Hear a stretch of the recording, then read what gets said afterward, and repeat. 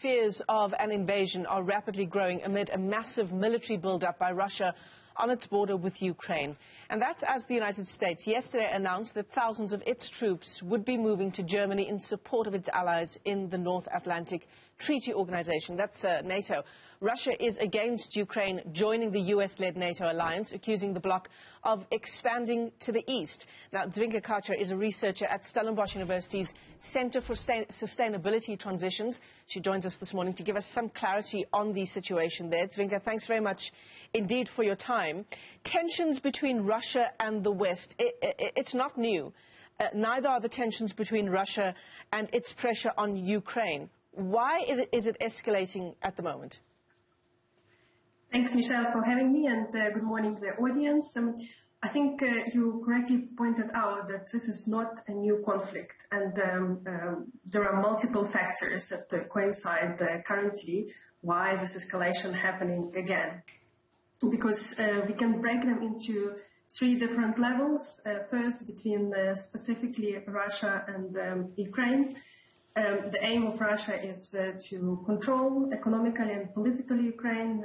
It has started military aggression in 2014 when it annexed Crimea and also sent Russian military troops and backed Ukrainian separatists to start the military aggression in the east of Ukraine. So during those 8 years, around 14,000 of people died on the Ukrainian side. We have 1.5 million of internally displaced people and around 30,000 of wounded people. However, what is happening now, the Ukrainian government on non-occupied territory is moving closer and closer to the west, and this is not in the interest of Russia. So the diplomatic ways to regulate the conflict and is to stop the war is to establish a new government at the occupied territory.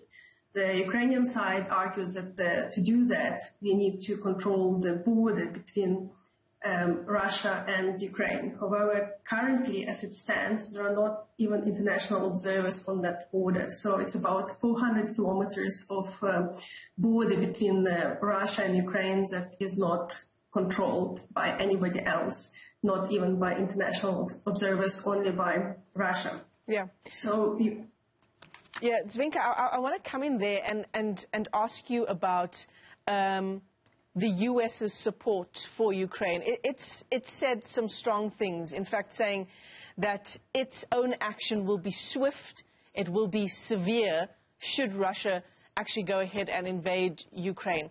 Is that the kind of threat that Russia is looking at and it's informing its own decisions? I think no. I think what we heard over the last few weeks, that it's not just United States. We heard the UK very clearly providing military support, Baltic states, Poland, Denmark, Czech Republic, and Germany, which does not provide necessarily military support, but provide other kind of support. So what Putin expected by escalating this conflict second time, that the Western coalition would break. But this is not what we see currently, because Russian hybrid war is not just military occupation. We also the conflict includes disinformation campaign, cyber attacks, and energy blockade.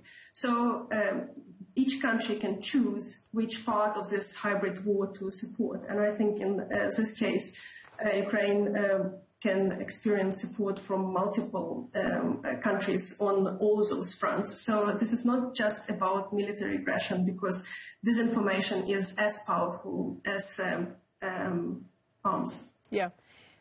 If we break it down to its bare bones, what this is about, would we say this is a dispute over territory? Is it over influence? Yeah, so it's obviously a little bit larger. The core are economic interests, and that on a global scale include Nord Stream.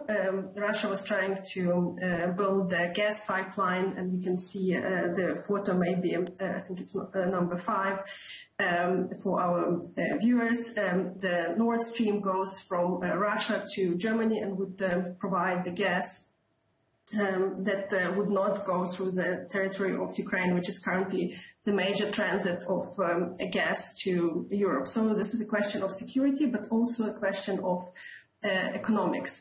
If we speak about control over the territory of Ukraine, it's also a self-security for Russia. And the third big argument for Russia to escalate this conflict now is that if you look at the 20 years of leadership of Putin in Russia, it's permanently use of military aggression to support its internal ratings. So if we look at the country that is democratic, then the political leadership is assessed based on economic performance. The better economy performs in the country, the better citizens assess their leadership. However, this is not true for controlled autocracies like Russia, where there are some parts of democratic institutions present, but in the core, it's a controlled country. So if you can control the information space in the country, you can disintegrate economical perception from leadership perception.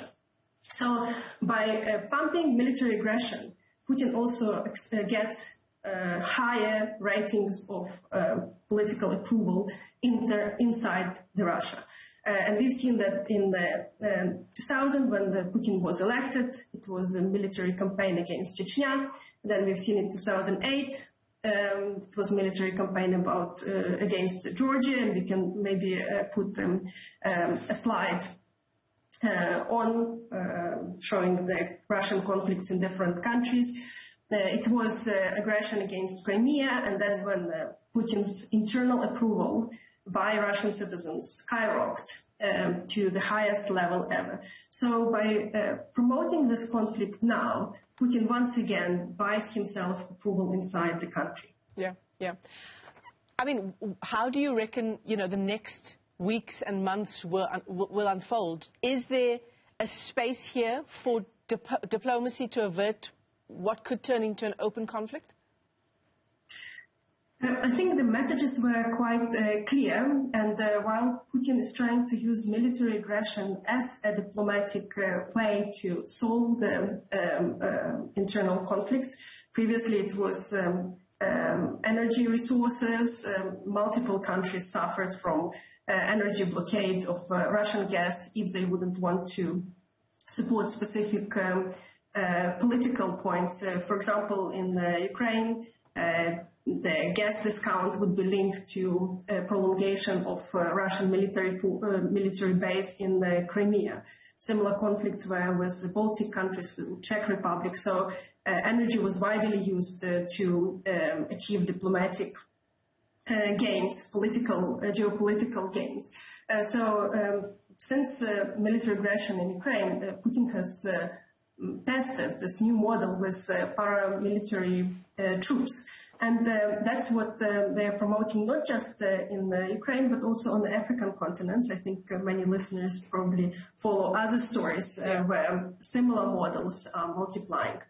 So I think in this specific conflict, there is a high probability for paramilitary groups creating internal conflicts, for very strong disinformation campaigns, for cyber attacks, but probably not for the open aggression, because Russia had very clear response. First of all, from Ukrainian citizens, because the polling shows that a lot of citizens are ready to to defend their territory. Secondly, from United West, that announced that there will be very harsh sanctions, and Russia already suffering from economic sanctions.